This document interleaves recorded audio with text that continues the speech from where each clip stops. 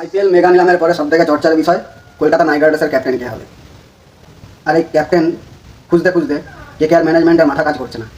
প্রথমে ধরা হলো ভেঙ্কটেশ আয়ার বা রিঙ্কু সিংকে ধরা হলেও ভেতর থেকে একটা খবর বেরিয়ে আসছে আজিঙ্কা রাহানে ক্যাপ্টেন হবে। আরে কী করতে চাইছে কি কেকেআর ম্যানেজমেন্ট? প্রথমে তো নিলামে কাউকে কিনলো না ক্যাপ্টেন হিসাবে।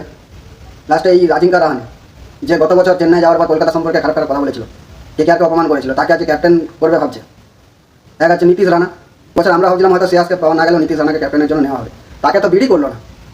আরে যে ছেলেটা গত বছর এত কেকেআর সম্পর্কে খারাপ কথা বললো, তাকে কিনলো তো কিনলো, প্লাস তাকে ক্যাপ্টেন করার চিন্তা ভাবনা করছে। আর যে ছেলেটা একসময় সিয়াস আয়ার চোটের পরে ক্যাপ্টেন ছিল না, ক্যাপ্টেন্সির ভার নিল, তার জন্য এতটুকু বিড়ি করলো না, শেষ পর্যন্ত আজিঙ্কা রাহানে ক্যাপ্টেন। কী করতে চাইছে কি? আপনাদের কি মনে হয় আজিঙ্কা রাহানেকে ক্যাপ্টেন করা উচিত? আমি তো কেকেআর ফ্যান্স হিসেবে কোনোদিনই মেনে নিতে পারবো না, কারণ আমরা কেকেআরের লয়াল ফ্যান্স।